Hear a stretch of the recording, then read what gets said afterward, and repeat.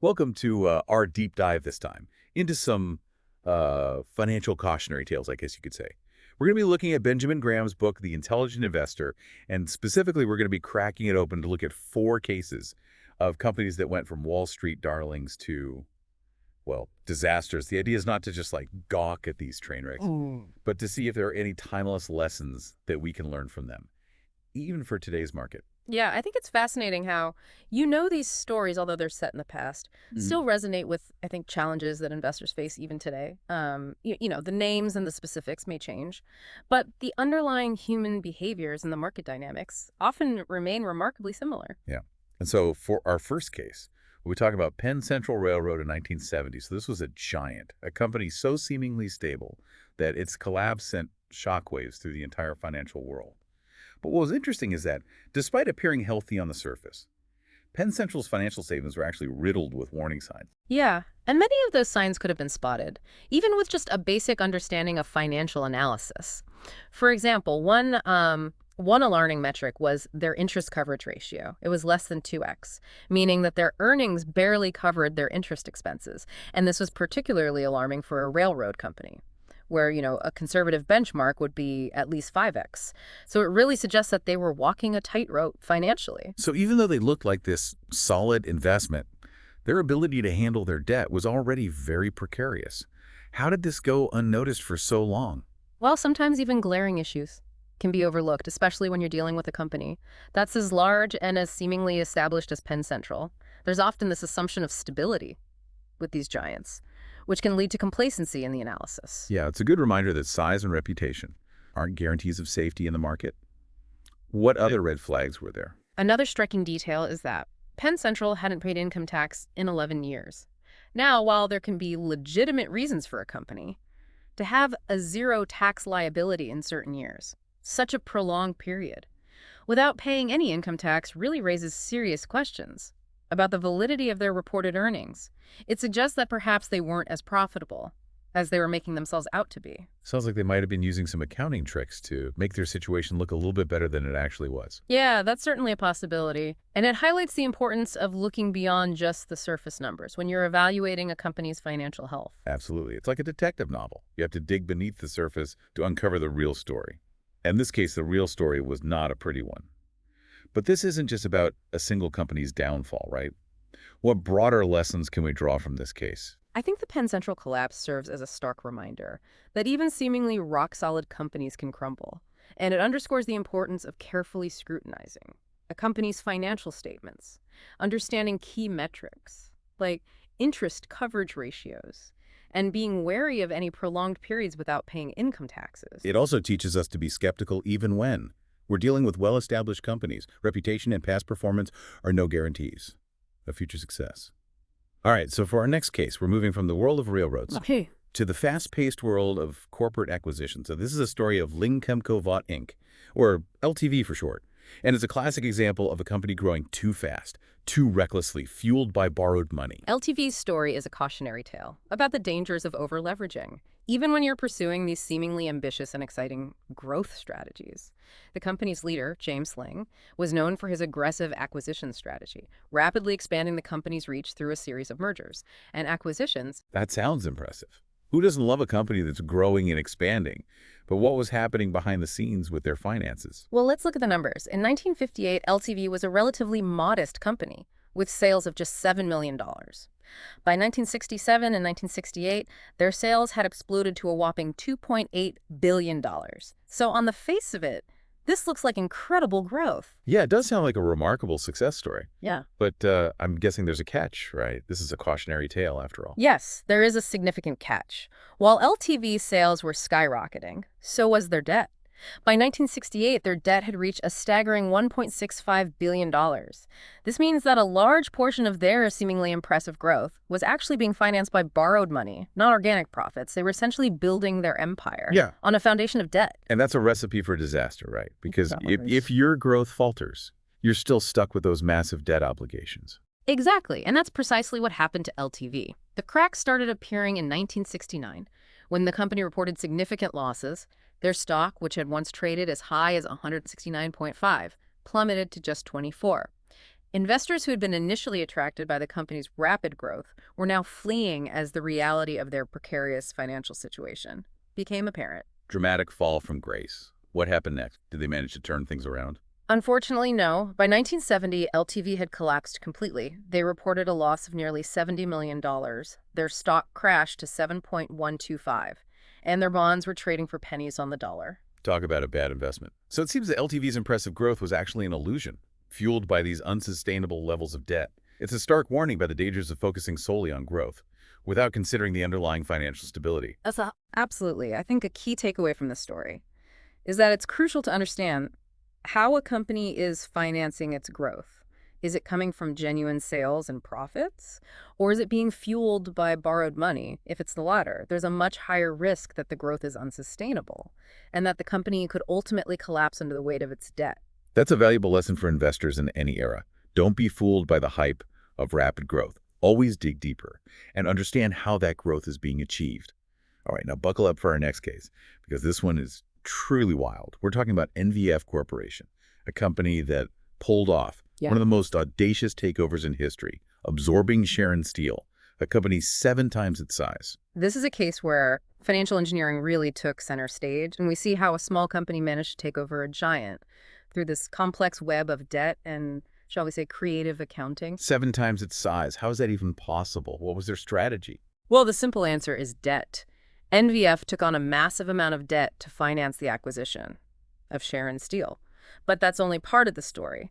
They also employed some very creative accounting techniques to make the deal appear more palatable than it actually was. Yeah, I mean, what kind of creative accounting are we talking about here? Did they cook the books? Not quite cooking the books, but they did employ some rather unusual, and some might argue misleading accounting practices. For example, their financial statements included entries like deferred debt expense and excess of equity. These were accounting maneuvers that were designed to obscure the true financial risks of the deal and make their balance sheet look healthier than it actually was. So they were essentially trying to hide the mountains of debt that they had taken on to finance this audacious takeover. What did the market think of all this? Were investors fooled? Not entirely. Savvy investors could see through some of these accounting gimmicks. For instance, NVF's 5% bonds were trading at a deep discount, around 42 cents on the dollar. This signaled that the market had serious doubts about the company's ability to repay its debts. So even though they were trying to put on this good show, the market wasn't fully buying it.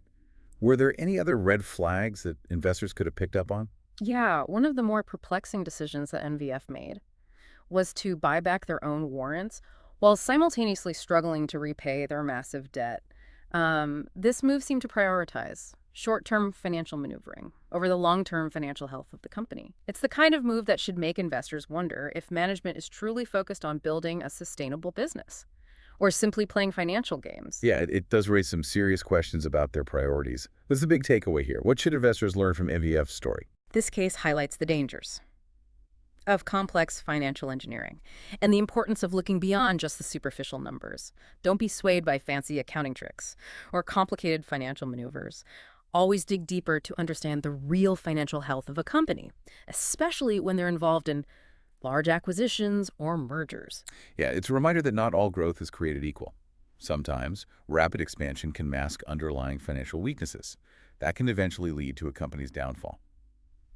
All right, so for our final cautionary tale in this first part of this deep dive, we're going to be stepping back in time to the era of franchise fever with a company called, wait for it, AAA Enterprises. Ah, yes, AAA Enterprises, a company that I think perfectly embodies the allure and the potential pitfalls of riding a hot trend. In this case, the trend was franchising, and their story serves as a cautionary tale about the dangers of getting swept up in hype and overlooking these fundamental business principles. Okay, I'm all ears. What was their business model, and how did they manage to capture the attention of investors? So, in 1968, AAA Enterprises was a relatively modest business, primarily involved in selling mobile homes.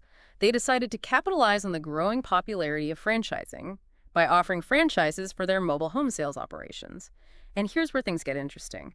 They also decided to offer franchises for a completely new, and some might say rather unusual venture, preparing income tax returns using mobile homes as offices.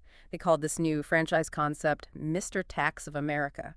Wait, Using a mobile home as a tax office, that's certainly a unique concept. Were investors really buying into this idea? Believe it or not, they were. In 1969, AAA Enterprises went public, offering shares at $13 each. And here's the kicker. The price immediately doubled to $28. This gave the company a market value of $84 million, despite having minimal assets and a rather shaky earnings history. So investors were basically throwing money at them, captivated by the hype of franchising and the catchy name, but I'm guessing the story doesn't have a happy ending, does it? Unfortunately, no. The bubble burst quickly and dramatically. Within months, AAA Enterprises was drowning in losses, having burned through their capital and failing to deliver on the lofty promises. That had enticed investors. Ultimately, they filed for bankruptcy, leaving a trail of disillusioned investors in their wake. It's amazing how quickly things can unravel when hype and speculation drive investment decisions, rather than sound business fundamentals. What are the key takeaways from this story? What can investors learn from the rise and fall of AAA Enterprises? I think AAA Enterprises serves as a stark reminder that hot trends and catchy names don't guarantee business success. Investors need to look beyond the hype and carefully evaluate the underlying business model, the management team, and the company's track record before making any investment decisions. Yeah, it's about separating the sizzle from the steak, right? Don't get blinded by the glitter and the glamour. Always dig deeper and understand what's really driving a company's value. Precisely. And I think it's also a cautionary tale about the dangers of herd mentality. When everyone is rushing into a hot sector or trend, it's easy to get caught up in the excitement and overlook potential red flags. It's like that old saying, if it sounds too good to be true, it probably is. But sometimes it's hard to resist the allure of a get-rich-quick scheme, Yeah. especially when everyone around you seems to be making money. Yeah, and that's where independent thinking and a healthy dose of skepticism become essential. Don't just follow the crowd. Do your own research, understand the risks involved, and make informed decisions based on solid evidence, not hype or speculation. Excellent advice. So we've covered 3 fascinating cases so far. The collapse of a giant, the debt-fueled implosion of a serial acquirer, and the downfall of a company riding the wave of a hot trend. In each case, there were clear warning signs that, if heeded, could have helped investors avoid significant losses. What overarching themes are emerging from these stories? What are some of the key lessons that we can take away from this first part of our deep dive? I think one of the most striking themes is the importance of looking beyond the surface. When you're evaluating these investment opportunities, don't be swayed by a company's size, its reputation, or the hype surrounding a particular industry or trend. Always dig deeper, analyze the financial statements, understand the business model, and be wary of anything that seems too good to be true. So it's about being a detective, right? Yeah, Looking for clues, piecing together the evidence, not being afraid to ask tough questions. exactly. And I think another key lesson is the importance of understanding risk.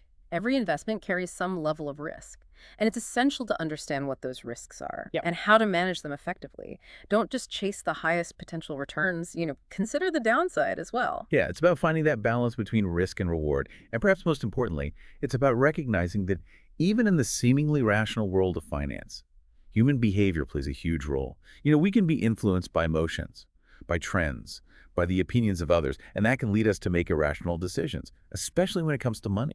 Absolutely, and that's why it's so crucial to have a solid framework for making investment decisions. A framework that's based on sound principles, careful analysis, and a healthy dose of skepticism. That's a great point. We'll be back in just a moment with part 2 of this deep dive, where we'll continue our exploration of these cautionary tales and see what other valuable lessons we can extract from them. Stay tuned.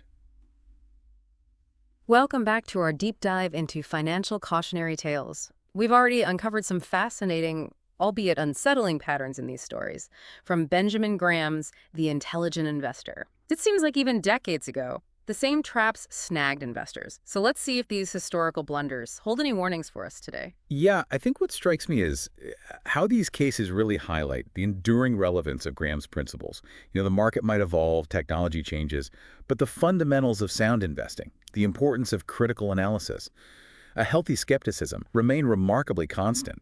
Yeah, so let's try to bridge the gap between these historical cases and the present.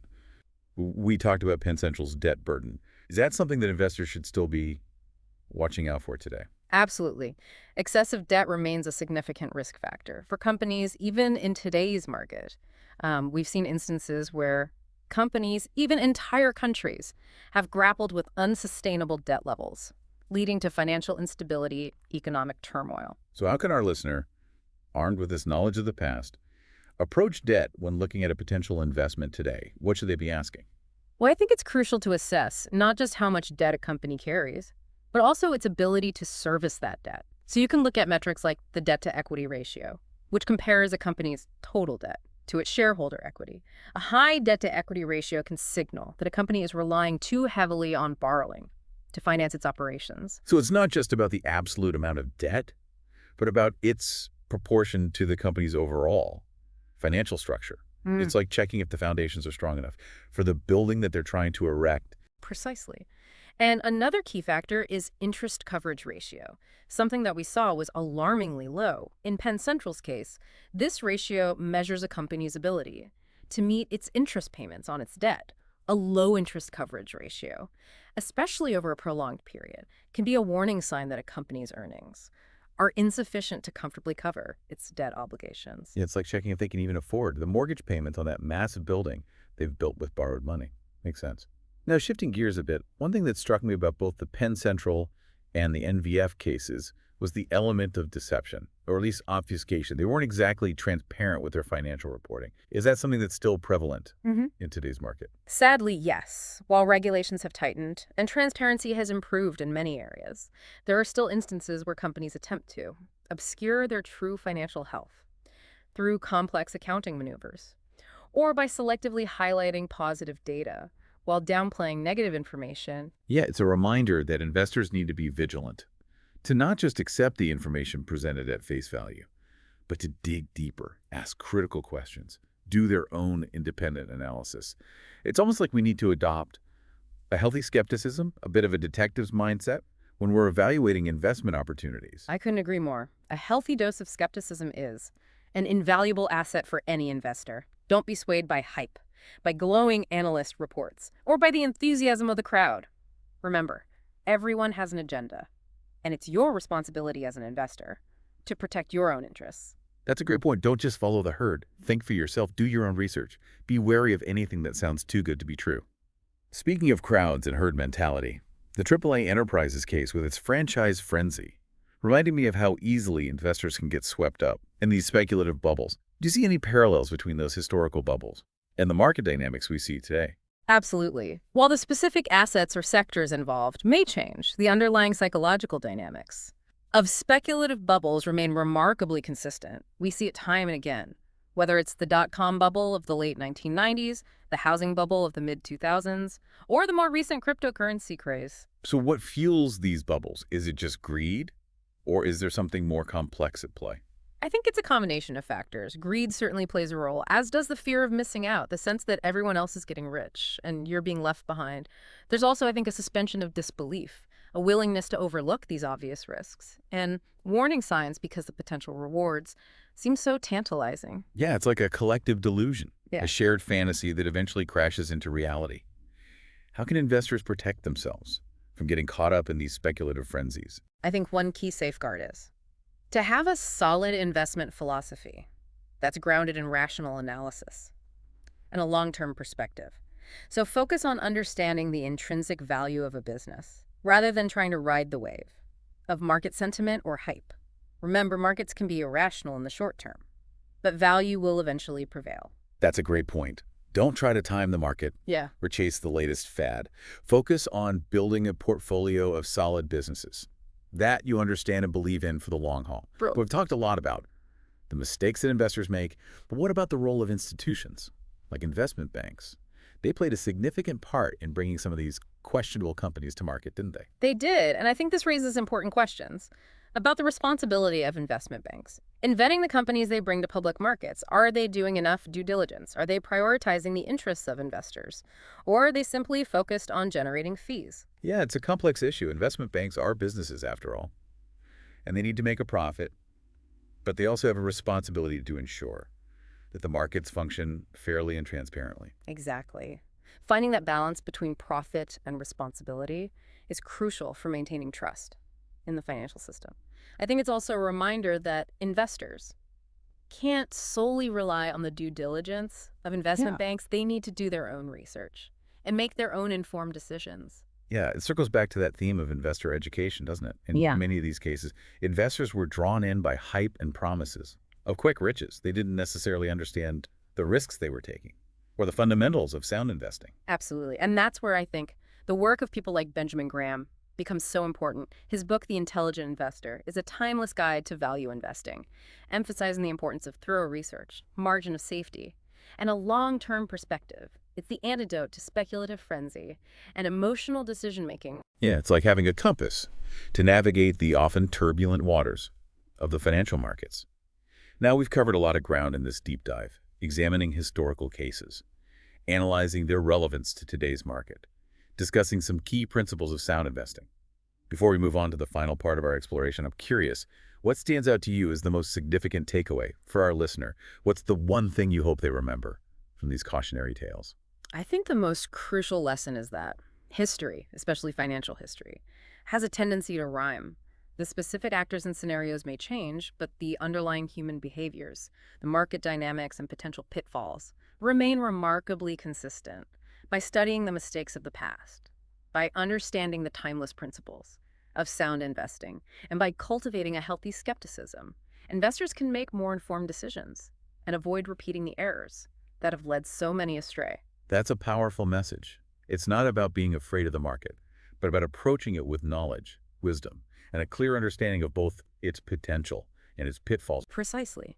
Investing can be a rewarding endeavor, both financially and intellectually, but it requires careful consideration, continuous learning, and a willingness to learn from the mistakes of others. Well said. We'll be back in just a moment with part 3 of this deep dive, where we'll delve deeper into some practical strategies for applying these lessons to your own investment journey. Stay tuned. Welcome back to our deep dive into financial cautionary tales. We've journeyed through the wreckage of Penn Central, the debt-fueled collapse of LTV, the audacious takeover of Sharon Steel by NVF, and the franchise frenzy of AAA Enterprises.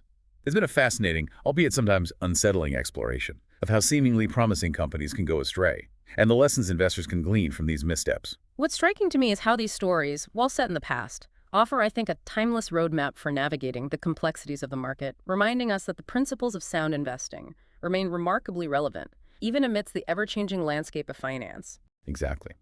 So let's shift our focus now.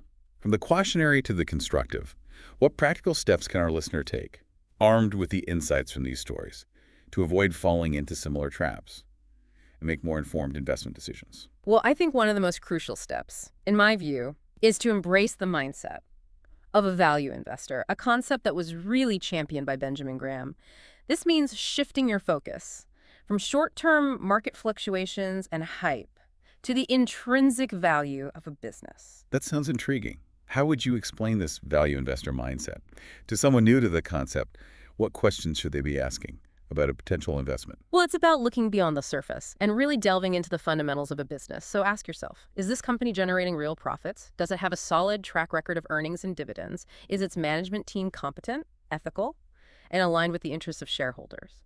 Is the company's balance sheet healthy, with manageable levels of debt and strong cash flow? So it's like being a detective, like we talked about, with those NVF accounting shenanigans.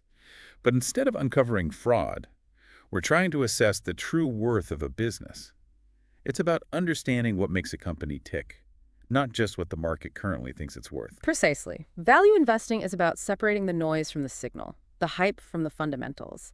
It's about being patient, disciplined, and focusing on the long-term prospects of a business, rather than getting swept up in short-term market swings or speculative frenzies. Yeah, it sounds like a very grounded and rational approach to investing, which is quite refreshing considering how emotional the market can sometimes be.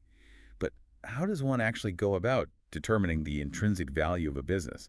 That sounds rather complex. It can be complex, but there are various methods and resources available to help investors evaluate a company's intrinsic value, so you can analyze a company's financial statements, looking at metrics like price-to-earnings ratio, price-to-book ratio, and return on equity.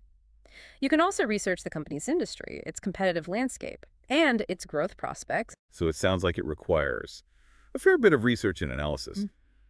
But the potential payoff, making more informed and potentially more profitable investment decisions, seems worth the effort. Now, one theme that emerged strongly from these cautionary tales was the importance of skepticism. How can our listener cultivate that healthy skepticism you mentioned and avoid being swayed by misleading information or overly optimistic projections? Well, skepticism is an invaluable tool for any investor. Don't blindly trust the pronouncements of CEOs, the rosy projections of analysts, or the enthusiasm of the crowd. Remember, everyone has an agenda, and it's your job as an investor to see through the spin and get to the heart of the matter. Yeah, that's such a crucial point. It's so easy to get caught up in the hype, especially when everyone around you seems to be making money, hand over fist. Yeah. But that's often when skepticism is most important.